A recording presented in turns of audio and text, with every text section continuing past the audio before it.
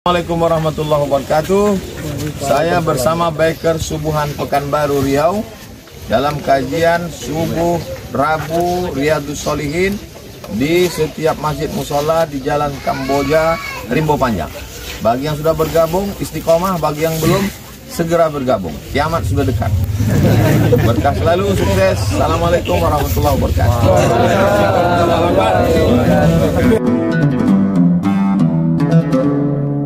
aluna bihi wal arham innallaha kana 'alaikum raqiba. Wa qala Allah ta'ala ya ayyuhalladzina amanu taqullaha wa qulu qawlan sadida yuslih lakum a'malakum wa yaghfir lakum dhunubakum wa may yuti'illaha wa rasulahu faqad faza fawzan 'azima. Puji syukur kehadirat Allah dengan mengucapkan alhamdulillahirabbil alamin. Bersalawat kepada Nabi dengan mengucapkan Allahumma salli ala Muhammad wa ala ali Muhammad fil alamina innaka Hamidum Majid. Mudah-mudahan di subuh hari ini Allah limpahkan rahmat dan karunia-Nya dan keberkahannya kepada kita semua. Allah sehatkan, Allah kuatkan, Allah jadikan kita orang-orang yang saleh dan salehah, keluarga yang sakinah mawaddah warahmah, anak-anak yang saleh dan salehah. Kita semua insyaAllah husnul khatimah dan istiqamah dalam kebaikan dan ketaatan kepada Allah. Amin ya rabbal alamin. Baik Bapak Ibu sekalian yang berbahagia, di subuh hari ini mencoba kita bersama mengkaji satu buku, yang buku itu daripada poin penting yang dikutip oleh Profesor Dr. Haji Yunahar Ilyas dalam kitabnya Aqidah, tentang pemikiran Said Hawa, seorang ulama besar yang disebut sebagai atau yang dikutip oleh para ulama salafus saleh terkhusus dan ulama-ulama muasirah dalam pandangan Syekh Said Hawa ini nawaqidus syahadah, dan ini menjadi rujukan oleh Syekh Sulaiman Abdul Wahab dalam kitabnya Nawaqidul Islam. Dia ada kitab khusus Nawaqidul Islam, dan kitab itu membahas tentang hal-hal yang membatalkan keislaman. Dia ada 10 poin. Di dalam kitab Said Hawa yang dikutip oleh Profesor Dr. Haji Yunahar Ilyas itu, beliau mengutip setidaknya ada 20 hal yang nawaqidus syahadah. Berawal daripada Islam, ketika seseorang masuk ke dalam Islam, dia punya gerbang. Gerbang untuk masuk ke dalam Islam itu adalah syahadat. Maka setiap muslim itu ketika mereka bersyahadat, dia harus paham konsekuensi daripada syahadat. Bukan sekedar bersyahadat saja. Asyhadu an la ilaha illallah wa asyhadu anna Muhammadar Rasulullah. Bukan hanya sekedar ucapan. Ada esensi yang tersimpan di balik syahadat tersebut. Sehingga penting. Kenapa? Karena ketika orang masuk ke dalam Islam, aslamtum aslamtu li rabbil alamin. Dia masuk ke dalam Islam. Gerbang dia masuk ke dalam Islam itu apa? Syahadat. Pertanyaannya adalah, ada yang membatalkan Islam dan ada yang membatalkan syahadat. Apakah yang membatalkan Islam membatalkan syahadat secara otomatis, atau sebaliknya, ketika batal syahadatnya, batal Islamnya secara otomatis? Ulama berbeda pendapat dalam tingkatan ini. Kata para ulama salaf, orang-orang yang berposisikan pada nawaqidus syahadah atau nawaqidul Islam, mereka tidak kafir, tapi mereka terjerumus dalam perbuatan yang disebut dengan kufur. Dalam bahasa Imam Syamsuddin Az-Zahabi disebut dengan pelaku dosa-dosa besar. Bapak Ibu sekalian yang berbahagia, maka pada subuh hari ini kita ingin coba angkat hal-hal yang membatalkan syahadat. Tapi sebelum sampai pada hal yang membatalkan syahadat, sebaiknya kita lihat terlebih dahulu hakikat dan dampak daripada dua kalimat syahadat tersebut. Kalimat yang pertama yang disebut dengan asyhadu an la ilaha illallah, persaksian kita kepada Allah. Ini sudah disebutkan ketika janin yang masih berada di dalam rahim. Alastu birabbikum qalu bala syahidna. Kalimat ini menjadi dasar bagi umat muslim ketika mereka berada dalam rahim ibunya. Itu sudah ditentukan sebelum dia dikeluarkan daripada rahim tersebut. Ada satu perjanjian atau ikrar yang tak bisa kita lepaskan.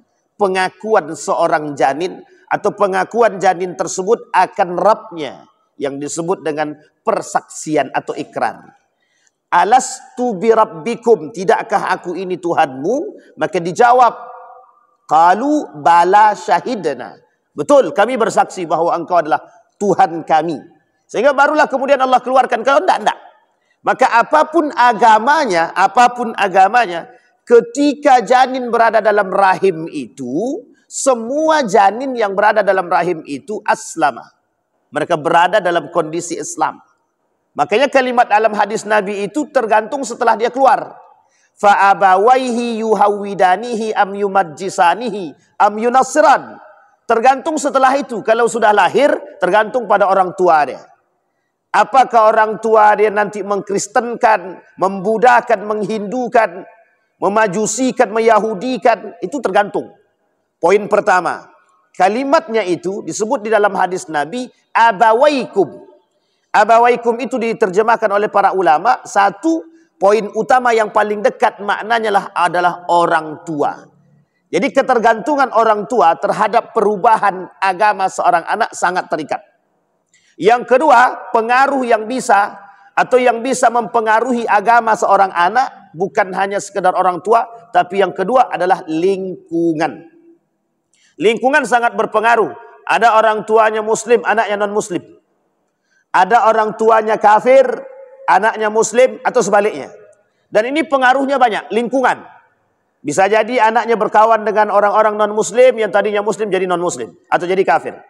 Atau sebaliknya, orang tuanya kafir, anaknya kafir, ketika berbaur dengan orang muslim, maka anaknya masuk ke dalam Islam. Dan ini penting untuk dipahami. Maka satu hal, kata Nabi, kata para ulama, syahadat menjadi gerbang. Poin pertama yang harus kita pahami daripada hakikat daripada syahadat, bahwa syahadat adalah gerbang masuk ke dalam Islam. Itu gerbangnya.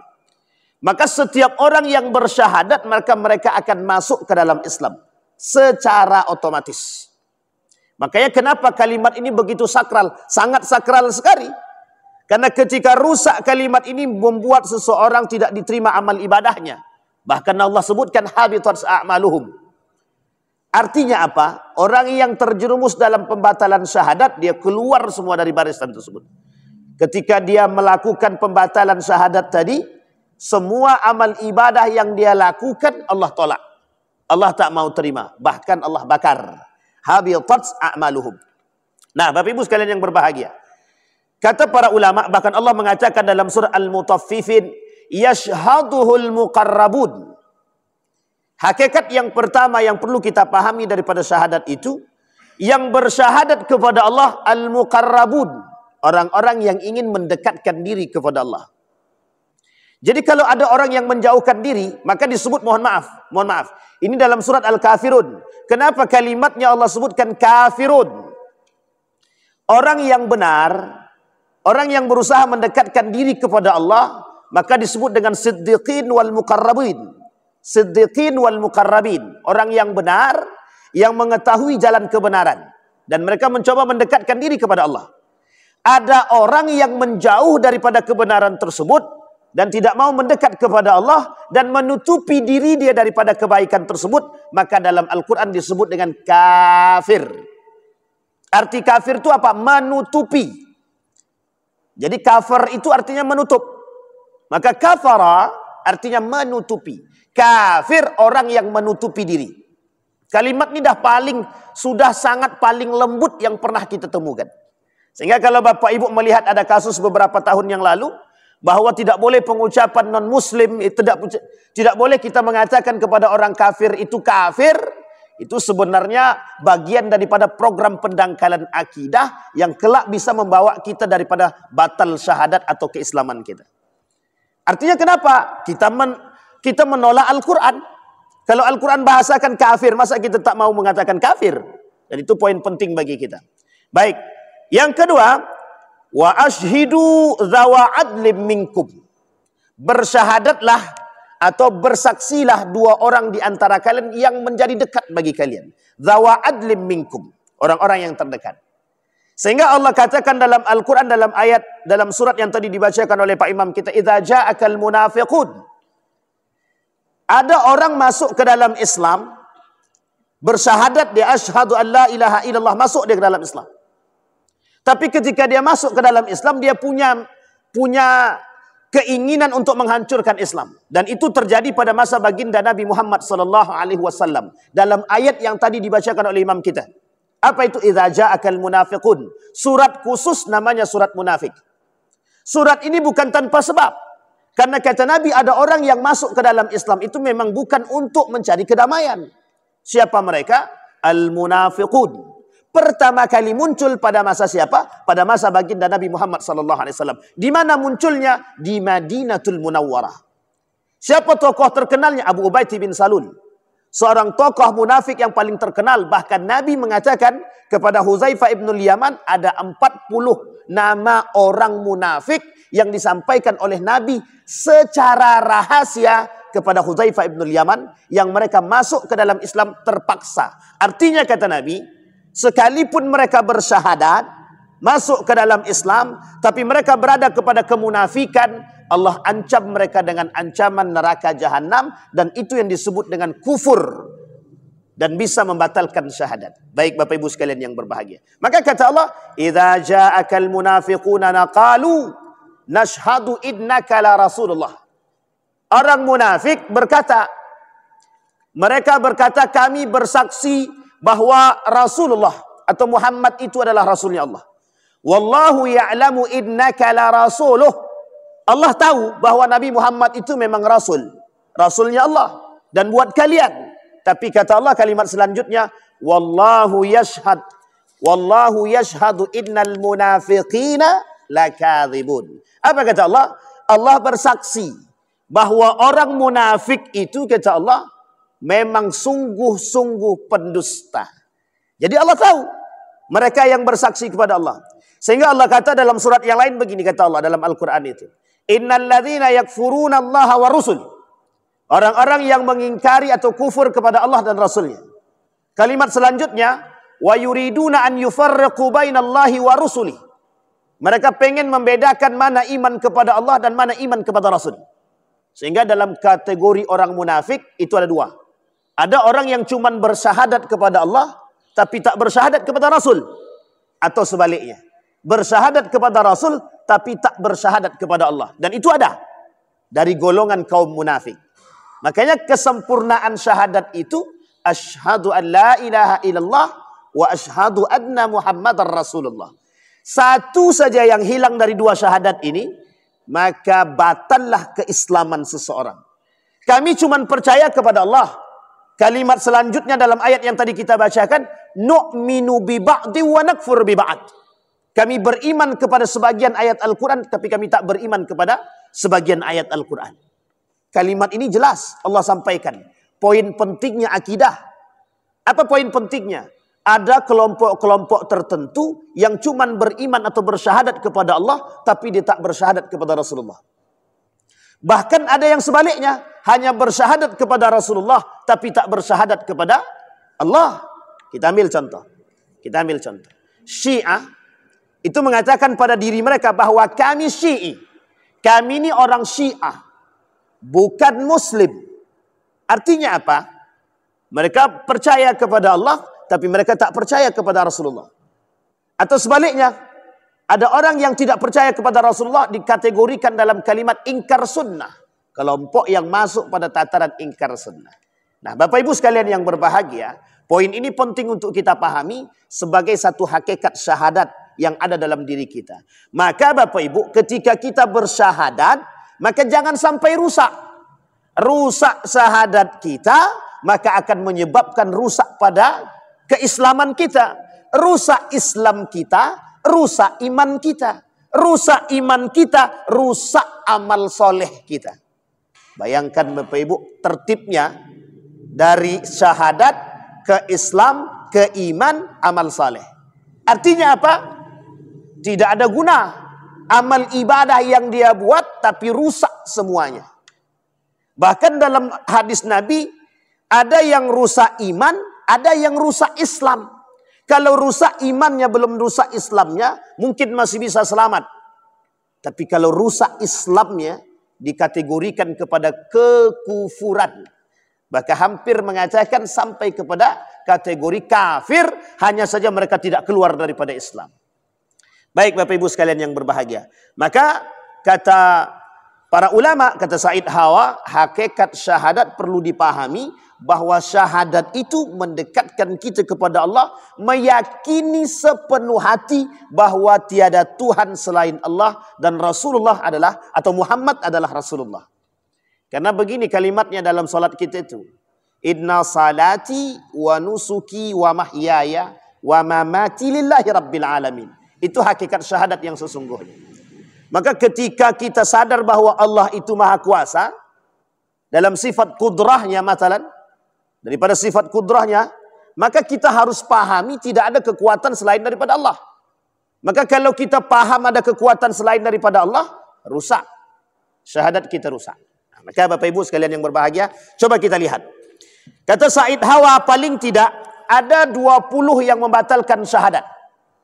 Yang pertama kata beliau, bertawakal kepada selain dari Allah. Kita pahami dulu kalimat tawakal itu apa. Kalimat tawakal itu berserah diri selain daripada Allah, atau berserah diri. Tawakal itu berserah diri. Pertanyaannya adalah, kata Allah dalam Al-Quran, فَلْيَتَوَكَّلِ الْمُتَوَكِّلُونَ وَتَوَكَّلْ إِلَى اللَّهِ. Bertawakallah kepada Allah. Kalimat ini sederhana. Tapi Allah sadar kalimat yang sederhana ini tidak banyak diungkapkan dan ditanamkan dalam diri umat muslim. Kenapa demikian? Karena sandaran umat muslim itu umat manusia bukan Allah. Sandaran umat manusia bukan Allah. Kita ambil contoh, ada sebab, ada. Apa sebabnya? Pengaruh dunia, pengaruh kecintaan, pengaruh karena kebodohan, dan lain sebagainya menyebabkan mereka menyeleweng daripada hal demikian. Nabi Musa dan Nabi Harun ketika sudah terlepas dari bencana, Nabi Harun ditinggalkan oleh Nabi Musa untuk naik ke atas. Dalam perjalanannya, singkat cerita, yang ditinggalkan, umat yang ditinggalkan bersama Nabi Harun merubah akidah mereka dari menyembah Allah, mereka buat patung dengan tangan mereka sendiri. Uniknya, di situ ada Nabi Harun. Mengapa kok masih bisa mereka rubah akidah mereka? Itu satu. Sekarang Nabi tak ada, tabi'in tak ada, sahabat tak ada, tabi'in tak ada, tabi'in tak ada. Ulama berbeda-beda. Pertanyaannya, sangat mungkin atau tidak mungkin orang merubah akidah dia hari ini? Itu pertanyaan buat kita semua. Makanya kata Nabi dalam riwayat yang lain, dalam hadisnya itu, tidak akan terjadi hari kiamat sampai bermunculan kaum musyrik. Orang-orang musyrik itu bermunculan. Penyembah-penyembah manusia, penyembah-penyembah berhala, penyembah-penyembah pohon, matahari, laut, dan lain sebagainya itu bermunculan. Kata Nabi. Karena mereka orang-orang musyrik. Bahkan pelaku-pelaku tahayul, pelaku-pelaku syubhat, pelaku-pelaku khurafat itu bermunculan, kata Nabi. Lakanu musyrikin. Lakanu musyrikin. Mereka orang musyrik. Orang-orang musyrik yang zahir. Pertanyaannya adalah, apa yang disebut dengan orang yang bertawakal kepada selain Allah? Artinya apa? Ada orang yang berikhtiar, tapi ikhtiarnya dikembalikan kepada selain daripada Allah. Kita ambil konsepnya begini, paling sederhana. Orang yang bertawakal kepada Allah, ketika dia punya masalah, dia akan datang terlebih dahulu kepada Allah, baru kemudian dia lakukan ikhtiar. Setelah dia berikhtiar, barulah dia lakukan kembali bertawakal kepada Allah atau kembali kepada Allah. Tapi sekarang boleh kita lihat, manusia hari ini ketika mereka punya masalah, mereka datang kepada manusia atau datang kepada orang yang mereka anggap lebih pintar daripada mereka dan lebih berkuasa di antara mereka. Dan ini zahir. Itu yang harus kita alami. Ini yang harus kita hadapi dan kita alami hari ini. Berapa banyak orang yang menyandarkan diri dia kepada manusia, melupakan kekuasaan Allah. Ketika anak dia sakit, dia langsung datang ke rumah sakit. Dia tanpa berdoa terlebih dahulu. Ini khawatir, ini bukan kekhawatiran, ini menjadi sebuah kebiasaan. Karena kebiasaan kita setiap punya masalah tak datang kepada Allah, atau setiap sakit kita langsung datang ke tukang obat tanpa mau datang kepada Allah terlebih dahulu. Padahal yang dilakukan oleh para anbiya, yang dilakukan oleh para ulama-ulama saleh, apa kata mereka? berdoa kepada Allah, setelah itu baru mereka melakukan ikhtiar. Setelah ikhtiar, baru mereka kemudian datang kepada Allah bertawakal. Nah, ini yang kemudian harus kita pahami konsepnya. Bukan datang dulu ke tempat yang lain, baru kepada Allah. Itu bukan ikhtiar. Kata Allah, mudah bagi Allah untuk menjawab. Loh, kalian datang bukan kepada aku kok. Manusia yang keluar dari rumahnya, tidak mengucapkan bismillah, tidak berniat untuk Allah, berarti mereka bukan untukku, kata Allah. Mereka melakukan sesuatu bukan untukku. Kalau mereka keluar dari rumahnya, berniat karena Allah, bismillah, dia ucapkan bismillah, mereka lakukan semua itu untuk Allah. Pertanyaannya adalah, sesederhana itukah? Betul. Memang sesederhana itu. Tapi sederhana itu mampu menyebabkan diterima atau ditolaknya amal ibadah seseorang. Kita bayangkan, keluar daripada rumah, kita tak ucapkan bismillah dan bukan sandaran kepada Allah. Ketika mati di tengah jalan, adakah Allah mau menganggap itu bagian daripada diri dia? Tidak. Kata Allah, dia bukan untukku. Dia melakukan sesuatu bukan untukku, kata Allah. Dan itu yang disampaikan. Bapak Ibu sekalian yang berbahagia, poin pentingnya adalah, begitulah pengakuan kita terhadap Allah. Kalimat yang sederhana yang disebut dengan oleh Nabi, Samillah, bismillah, mampu menjadi penentu diterima atau ditolaknya amal ibadah seseorang. Nah, sampai di sini bisa dipahami ya Bapak Ibu ya. Ini konsep yang paling penting. Wa 'alallahi falyatawakkal in kuntum mu'minin. Kata Allah. Hanya kepada Allah lah kalian bertawakal jika benar kalian orang-orang beriman. Kalimatnya sederhana. Kepada Allah lah kalian bertawakal jika benar kalian orang-orang beriman. Kalimat ini sederhana. Kenapa Allah katakan jika kalian beriman? Karena banyak orang muslim yang tidak beriman. Kalau kita rujuk kepada persentase, jumlah umat muslim lebih banyak daripada jumlah orang beriman. Itu kalau kita rujuk lagi, kita kemudian lakukan penelitian lagi, orang beriman, sekian banyak orang beriman yang sholat ke masjid cuman berapa itu. Kalau kita rujuk lagi, orang yang sholat ke masjid, yang sholatnya khusyuk berapa banyak. Wah, begitu dia. Artinya apa? Begitulah kalimat yang jelas di dalam Al-Quran, bahwa kata Allah, in kuntum mu'minin, jika kalian betul-betul orang beriman. Karena Allah tahu, ada orang yang cuman muslim saja. Makanya kita bisa lihat sekarang orang muslim KTP itu banyak. Kita tidak justice. Tapi memang begitu. Ketika azan berkumandang, mereka biasa-biasa saja. Fi udhunihim waqra. Di telinga mereka ada sumbatan kok. Muslim, mereka muslim. Secara KTP mereka muslim. Bersyahadat kepada Allah, bersyahadat. Tapi mereka tidak paham esensi syahadat itu. Kalau mereka paham esensi syahadat mendekat kepada Allah, dia mesti datang kepada Allah. Dia tidak mungkin tinggalkan Allah. Itu esensinya. Maka poin yang paling penting bagi kita, yang pertama, yang membatalkan syahadat tadi, ketika mereka bertawakal selain daripada Allah. Kami sudah minta bantu tadi sama si Anu tuh untuk masukkan anak kami kerja. Ini poin penting nih. Kejadian di tengah-tengah umat hari ini. Betapa maraknya dipertontonkan di hadapan kita sandaran kepada manusia hari ini. Oh, banyak orang berbondong-bondong. Si Anu itu kan punya kekuasaan. Kenapa kita nak minta bantu sama si Anu itu aja? Tapi dia tak pernah datang kepada Allah. Ya Allah, anakku mau cari kerja. Ajarkan anak itu tunduk kepada Allah dulu. Baru kemudian kita berikhtiar. Bisa jadi yang lain itu wasilah yang Allah berikan dan yang Allah ridhoi. Kadang ada wasilah yang Allah ridhoi dan Allah yang tidak ridhoi. Ada. Karena pengakuan manusia kepada manusia yang berlebihan. Maka tak bisa kita katakan tawakal kepada Allah. Sedikit saja kita menyandarkan diri kita kepada manusia, itu tak bisa dikatakan bertawakal kepada Allah. Sedikit saja ada pengakuan bahwa manusia lebih baik daripada Allah, habis. Kita ambil contoh perbuatan yang paling sangat sederhana. Kita berobat sembuh penyakit kita dari obat yang kita minum. Kata orang tua kita, obat ini mujarab, ampuh, bisa menyembuhkan penyakit itu.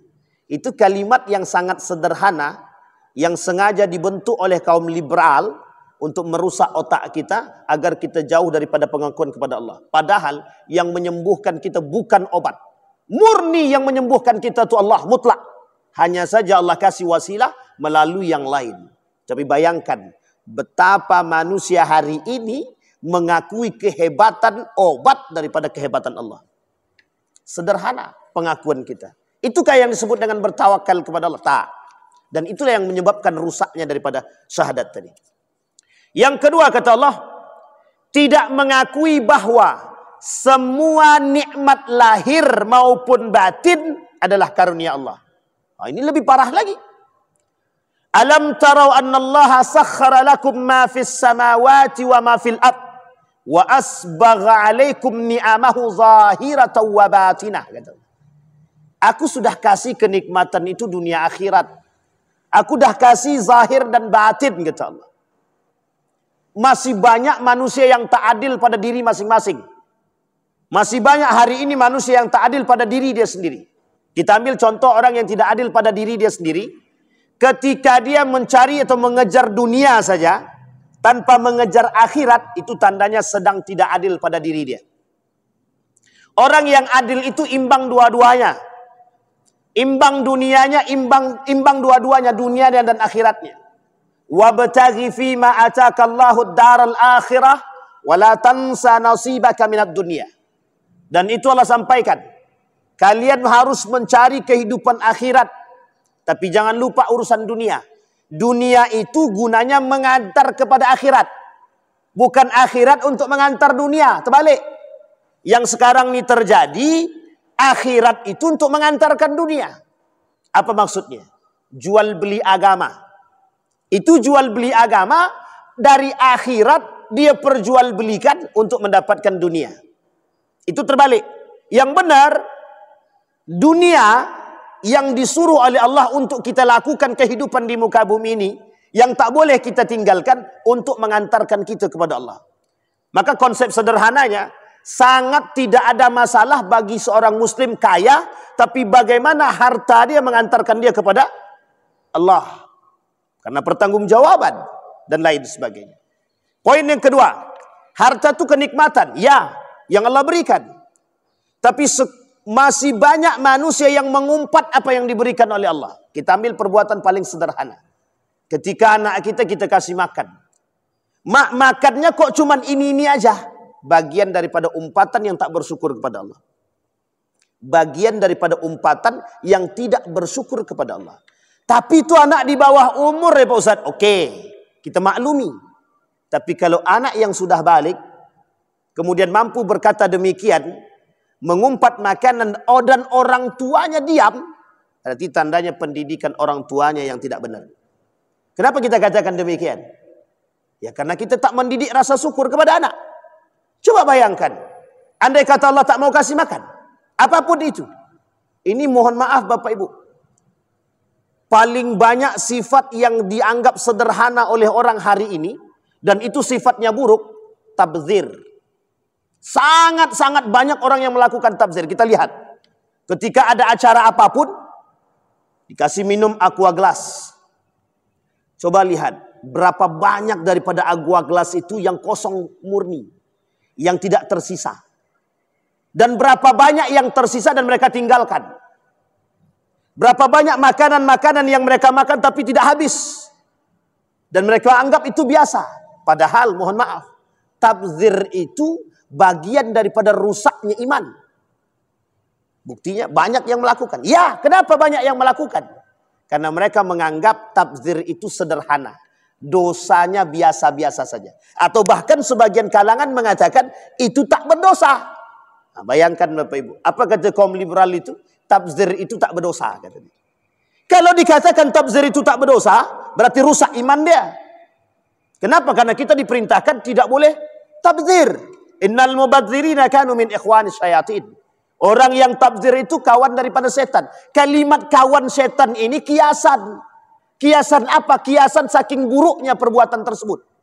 Tapi mengapa kok kita biasa-biasa saja? Bahkan kadang-kadang kalau anak kita tak habis, kita buang. Kita buang. Kenapa kita tak mau makan? Kenapa kita tak mau selesaikan? Dan ini perbuatan sederhana. Dan banyak umpatan-umpatan terhadap makanan atau kenikmatan yang Allah berikan. Kok cuman aku dapatnya cuman segini? Kok yang dimakan cuman ini? Kok ini terus? Dan lain sebagainya. Ada rasa tak bersyukur kepada Allah yang sangat sederhana. Ternyata itu mampu merusak syahadat kita. Kenapa? Di mana poin merusak syahadatnya? Ternyata perbuatan yang sederhana tadi yang tidak mau mengakui kenikmatan yang Allah berikan. Orang yang mengumpat makanan dan kenikmatan yang Allah berikan, secara tidak langsung dia menolak pemberian Allah. Orang yang menolak pemberian Allah secara tidak langsung tidak mengakui bahwa itu kenikmatan Allah. Dan uniknya lagi, orang yang diberikan kenikmatan oleh Allah, kalau mereka menolak dan tidak mau menerima atau mengumpat makanan tersebut yang justru datang dari Allah, disitulah letak lemahnya iman yang disebut oleh para ulama. Jadi sederhana Bapak Ibu, tapi sering kita temukan. Kenapa orang menganggap itu sederhana? Karena mohon maaf, tidak adanya pendidikan yang mendalam tentang hal yang sederhana. Kita ambil contoh, saya tak membandingkan. Satu ketika saya berangkat ke Turki, saya masuk ke salah satu sekolah. Di dalam sekolah tersebut, Turki itu negara yang dianggap sekuler hari ini. Secara pemikirannya pengaruh Kemal Atatürk dia jadi sekuler. Sekuler itu artinya jauh antara nilai agama dengan sosial mereka itu jauh. Tapi mohon maaf, ada keunikan. Ada. Apa keunikannya? Ketika kita masuk ke dalam sekolah tersebut, ada pendidikan yang mereka buat kepada anak mereka. Apa itu? Jangan pernah sisihkan makanan sedikit pun. Meskipun cuma 1 biji. Coba bayangkan. Artinya apa? Dari kecil sudah diberikan pendidikan. Rasa syukur kepada Allah. Meskipun satu sisi negara itu sekuler. Karena sekulernya kan ada sebab. Sebab Kemal Atatürk. Tapi satu sisi mereka menerapkan sistem demikian. Makanya mohon maaf Bapak Ibu, kita bukan membandingkan. Tapi kita perlu mengambil pelajaran. Kita umat muslim harusnya lebih paham dengan nilai-nilai seperti itu. Bukan non-muslim. Inggris, negara yang dianggap sekuler, yang hari ini oleh kata orang sudah mulai merabah kepada nilai-nilai keislaman. Sampai berani orang mengatakan di Inggris itu kami lihat Islam tapi kami tak lihat Muslim. Artinya apa kata mereka? Di Inggris itu kami melihat orang-orang Inggris melakukan nilai-nilai keislaman meskipun tidak banyak orang Muslimnya. Tapi justru sebaliknya gitu. Di Indonesia banyak orang Muslim, tapi aku tidak melihat keislaman. Artinya apa? Nilai-nilai keislaman seharusnya dilakukan oleh orang Muslim, tapi tidak dilakukan. Ini poin penting bagi kita Bapak Ibu. Kalau Bapak Ibu mau lihat tabzir ini di mana, boleh Bapak Ibu keliling warung-warung. Kelilinglah warung makan baik di malam hari. Kami sudah pernah lakukan beberapa kali, bukan penelitian secara konkret tidak, tapi melihat. Betapa banyak tabzir-tabzir itu yang dilakukan oleh umat manusia. Bapak Ibu sekalian yang berbahagia. Itu bagian daripada kekufuran kita ke nikmatnya Allah. Makanya kalimatnya di dalam Al-Quran. Orang yang tidak mensyukuri nikmat Allah itu. Bukan tidak disebut la yashkur. Tidak bersyukur. Tapi langsung Allah katakan kafara. Kufur. Barang siapa yang kafara. Kufur dengan nikmatku kata Allah. Ingat azabku sangat pedih kata Allah. Kenapa kalimatnya kafara? Kenapa kalimatnya tidak Allah katakan wa faman la yashkur? Barang siapa yang tidak bersyukur, tidak seperti itu. La in syakartum la azidannakum wa la in kafartum kata Allah. Kebalikannya begitu. Kalau kalian bersyukur akan nikmatku aku tambah kata Allah. Kalimat selanjutnya wala in kafartum. Kalau kalian kufur. Artinya apa? Sandarannya kalimat yang tadi kita sampaikan. Apa yang disebut dengan kufur tadi? Orang yang tidak mengakui nikmat yang Allah berikan atau mencela, mencaci maki nikmat yang Allah berikan. Sederhana atau tak sederhana?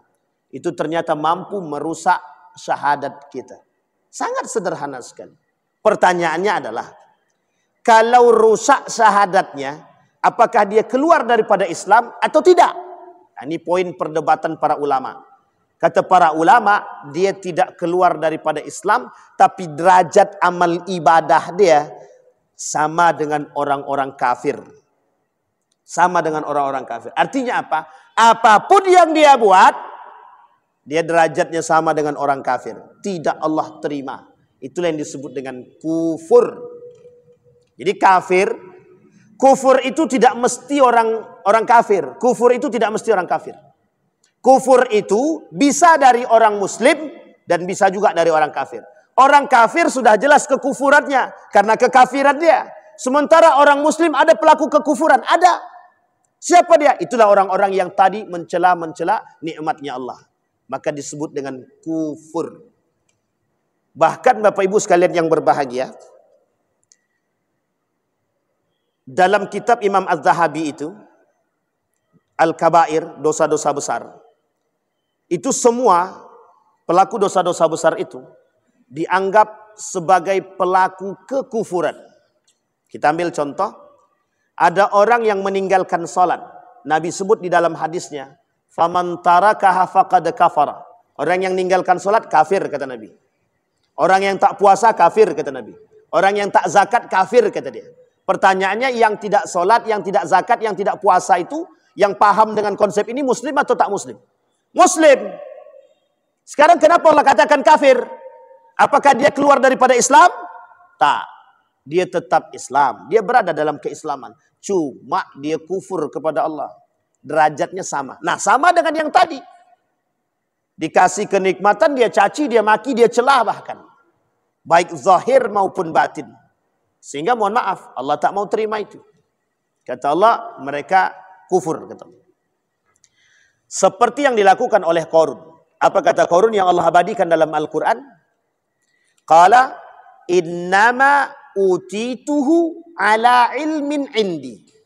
Salah satu bentuk kekufuran yang dilakukan oleh orang yang diberikan oleh Allah kenikmatan itu, ketika mereka diberikan kenikmatan dan kelebihan, mereka tidak mengeluarkan hak mereka. Haknya orang lain. Kata Allah dalam Al-Quran, sebagian wa fi amwalihim haqqun lis-sa'ili wal mahrum. Sebagian di antara harta-harta mereka itu, kata Allah, ada haknya orang-orang yang berhak, kata dia. Siapa orang-orang yang berhak itu?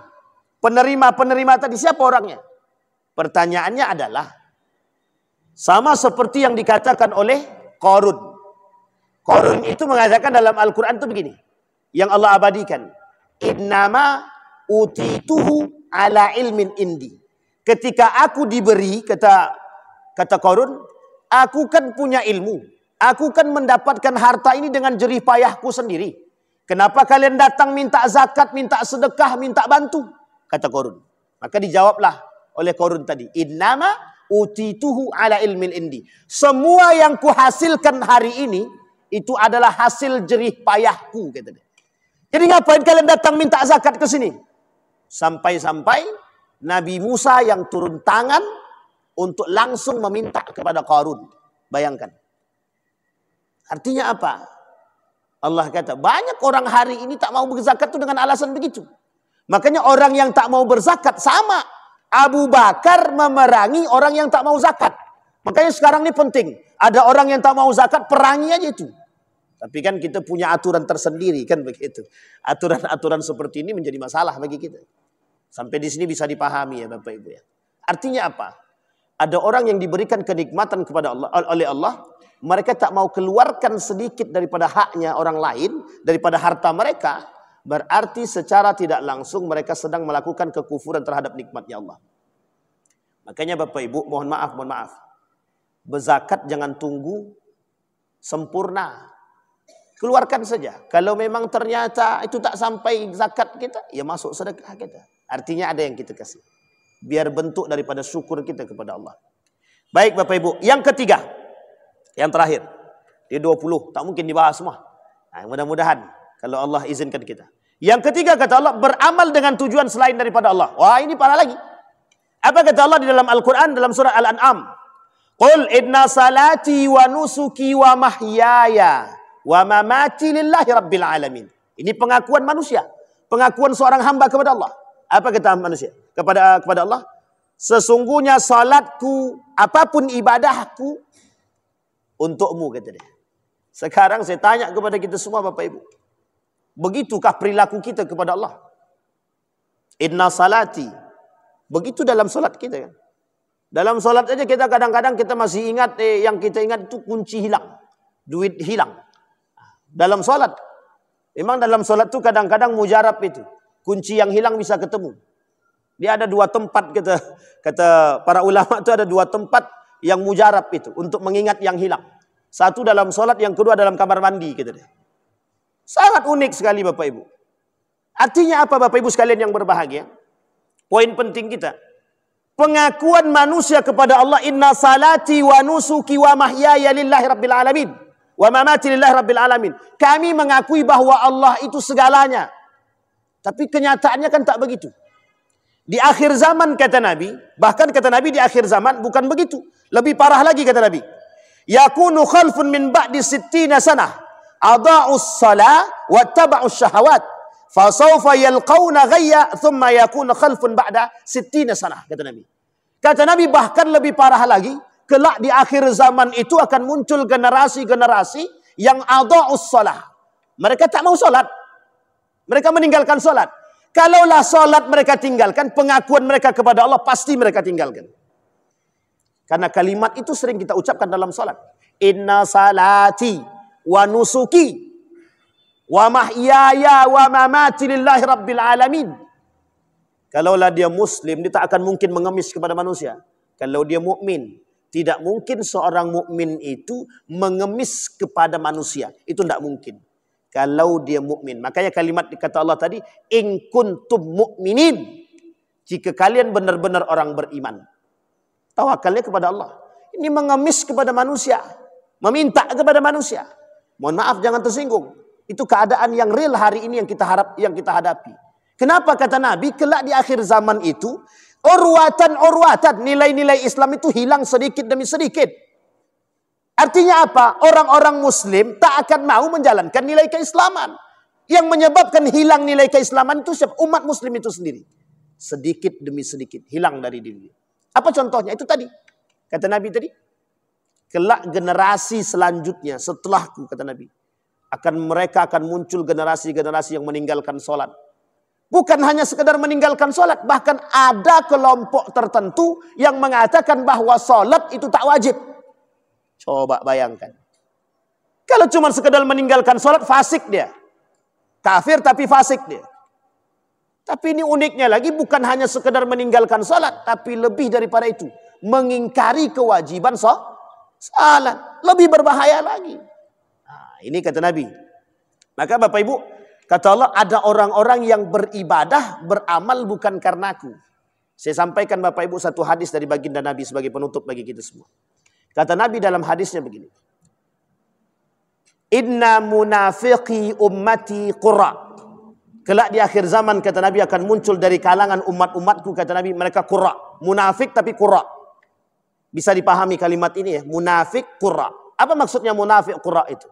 Dia orang munafik, tapi dia paham Al-Quran, mengerti Al-Quran, bisa baca Quran, hafal Al-Quran, tapi dia munafik, kata Allah. Diperjelas oleh Imam Nawawi dalam kitabnya Al-Tibyan fi Adab Hamalatil Quran. Apa kata Imam Nawawi? Siapa orang tersebut? Mereka yang menggunakan agama mereka liyusiba minhud dunya, untuk mengambil dunia, kata dia. Mereka membaca Al-Quran sampai Allah katakan dalam hadis kursi itu begini. Kata Allah dalam hadis kursi itu, fima ta'allamtal ilma wa qara'tal Quran. Untuk siapa kalian baca Quran? Untuk siapa kalian belajar ilmu? Kata dia. Dijawab sama mereka, ta'allamtul ilma fika wa qara'tul Qur'ana fika. Apa kata Allah? Kadzabta wa taqulul malaika kadzabta. Kata Allah, dusta. Kata malaikat, engkau dusta. Ta'allamtal ilma liyuqalu aliman wa qara'tal Qur'ana liyuqalu qari'an. Ada manusia-manusia di akhir zaman, kata Nabi, menuntut ilmu untuk dipanggil alim. Itu bukan tujuan karena Allah. Mereka membaca Al-Quran biar bisa dipanggil sebagai seorang yang bagus bacaannya atau qari. Itu Nabi sampaikan. Hadisnya sahih. Artinya apa? Pengingat bagi kita semua. Pengingat bagi kita semua. Kalimat yang disebut oleh inna salati wa nusuki wa mahyaya wa mamati, yang paling berat untuk kita amalkan hari ini. Apalagi di tengah maraknya zaman dengan penuh gejolak hari ini, itu sangat-sangat berat bagi kita. Ditambah lagi pengaruh kaum-kaum liberal, sekuler yang berada di tengah kita ini, yang membuat kita semakin bisa jauh daripada nilai-nilai agama. Baik Bapak Ibu sekalian yang berbahagia, ada pertanyaan Bapak Ibu? Tidak ada, alhamdulillah. Aman Bapak Ibu, ada pertanyaan? Ibu-ibu ada pertanyaan? Bapak-bapak ada pertanyaan? Cukup? Aman? Masih aman? Ini baru 3 ini, belum goyang kan? Nanti kalau dah lebih dari 3 banyak goyang biasanya nih. Masya Allah Bapak Ibu. Mudah-mudahan Bapak Ibu. Kata Said Hawa itu 20 itu, jangankan 20 Bapak Ibu. Syekh Sulaiman itu mengatakan 10 saja itu sangat berbahaya bagi kita.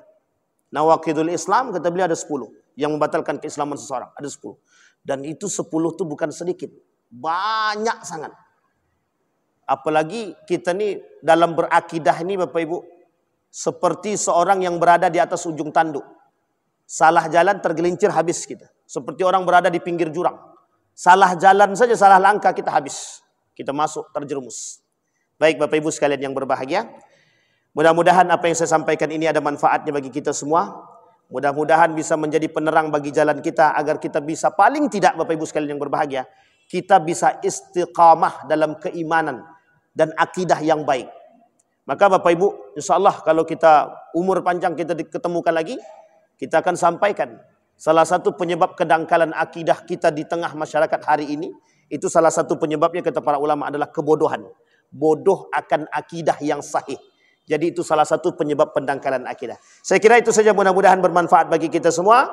Mudah-mudahan ada baiknya bagi kita semua. Mudah-mudahan bisa penuntun kita, bisa menjadi, bisa memberikan kita tuntunan yang baik sehingga kelak kita mati dalam keadaan husnul khatimah dan dengan akidah yang baik dan benar. Fa'tabiru ya ulil absar la'allakum tuflihun. Assalamualaikum warahmatullahi wabarakatuh.